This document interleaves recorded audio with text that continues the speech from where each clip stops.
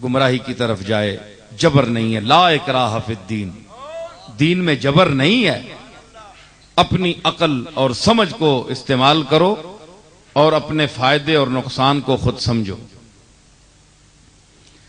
تو ہم دیکھتے ہیں کہ انبیاء علیہ السلام میں یہ بیان کا جو مرحلہ ہے کہ جس طرح جناب موسیٰ کی زبان میں لکنت تھی، انہوں نے عرض کی کہ میرے جو بھائی ہیں ہارون، ان کو میرا وزیر بنا، یہ مجھ سے زیادہ فصیح گفتگو کرتے ہیں.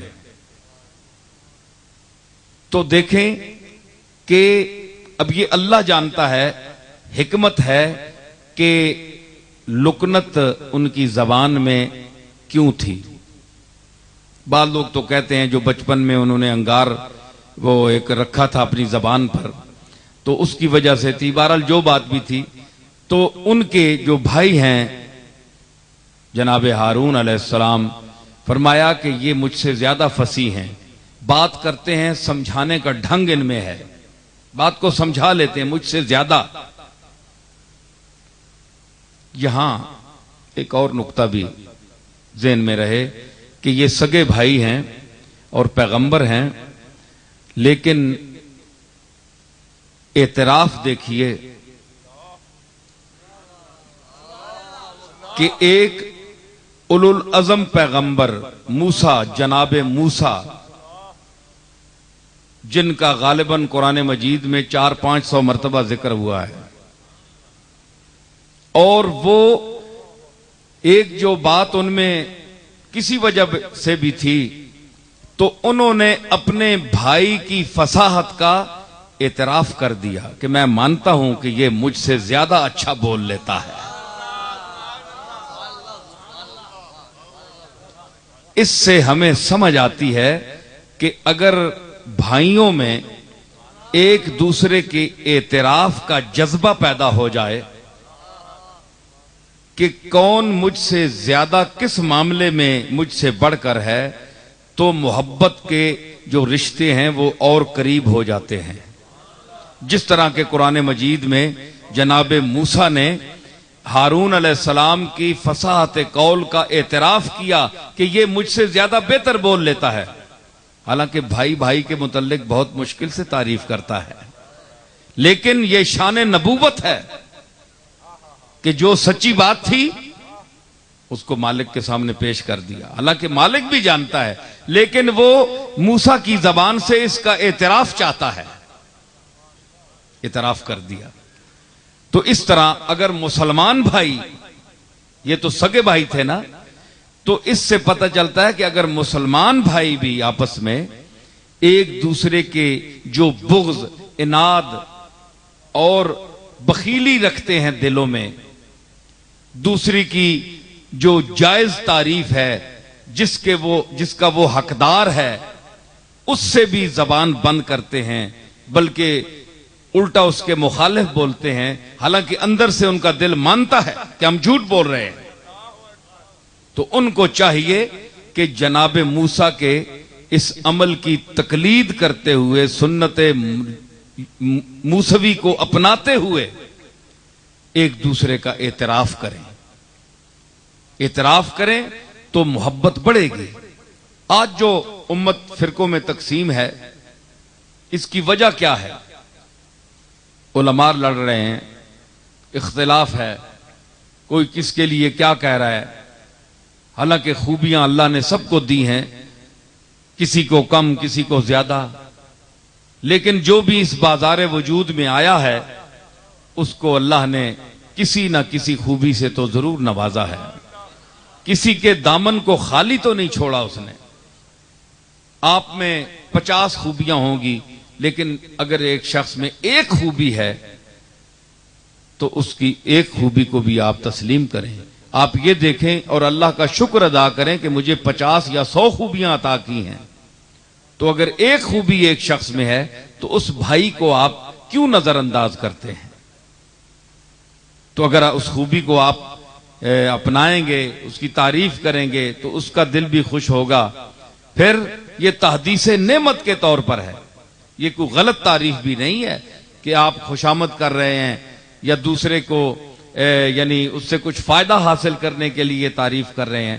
جو کسی میں خوبی ہو اس کو بیان کرنا چاہیے.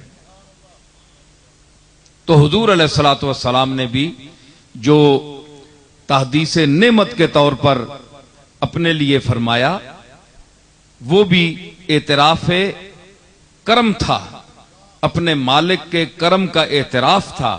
اس میں معاذ اللہ نہ کبر تھا، نہ غرور تھا، اور نہ خود ستائی تھی، بلکہ جو اللہ نے کرم فرمایا تھا حضور نے امت کے سامنے، صحابہ کے سامنے ان کا ذکر فرمایا. جس طرح فرمایا انا مدینۃ العلم وعلی بابھا، کہ میں شہر علم ہوں، علم کا شہر ہوں، اور علی اس کا دروازہ ہے.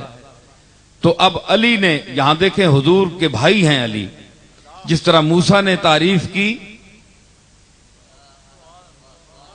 ہارون کی، تو یہاں ایک پیغمبر علی کے علم کا اعتراف کر رہا ہے.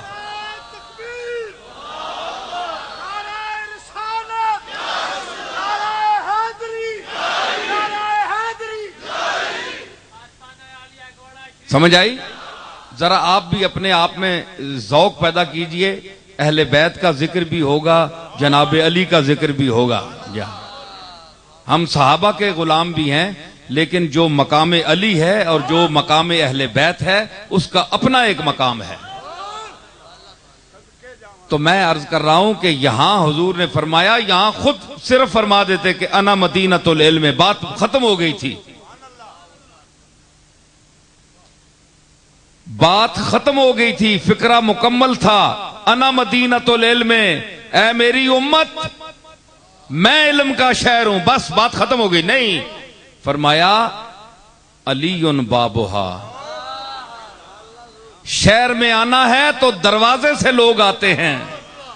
اگر میرے شہر علم میں کوئی میرا امتی داخل ہونا چاہتا ہے تو اس پر ضروری ہے کہ وہ علی کی وساطت سے میرے شہر میں داخل ہو.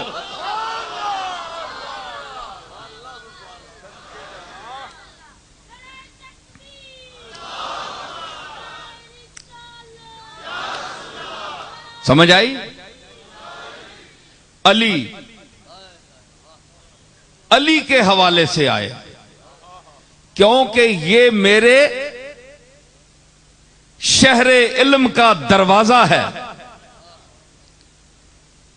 اور آپ کو پتا ہے ایک اور حدیث بھی ہے جس کو مسند احمد میں امام احمد ابن حنبل نے ذکر کیا. یہ بھی مشہور حدیث ہے، شہرت یافتہ ہے. اور دوسری یہ ہے کہ انا بیت الحکمت وعلی بابھا. اس میں ذرا میں فرق بیان کرنا چاہتا ہوں. یہ کسی کتاب کی بات نہیں ہے، میں اپنی یعنی جو اللہ نے مجھے سمجھ دی ہے اس کے مطابق میں اس کا تجزیہ پیش کرنا چاہتا ہوں. کتاب میں جو کچھ ذکر ہے کتابوں میں بھی، وہ بھی اہل علم تھے، انہوں نے بھی اپنے ذہن رسا کے حوالے سے گفتگو کی ہے. ٹھیک ہے، ان کا علمی مرتبہ روحانیت ہم سے زیادہ ہوگی، بڑی ہوگی، لیکن خود بھی تجزیہ کرنا چاہیے انسان کو. جب اللہ نے تدبر فی القرآن کا حکم دیا ہے کہ تم غور کرو، قرآن پڑھنے والو قرآن میں غور کرو،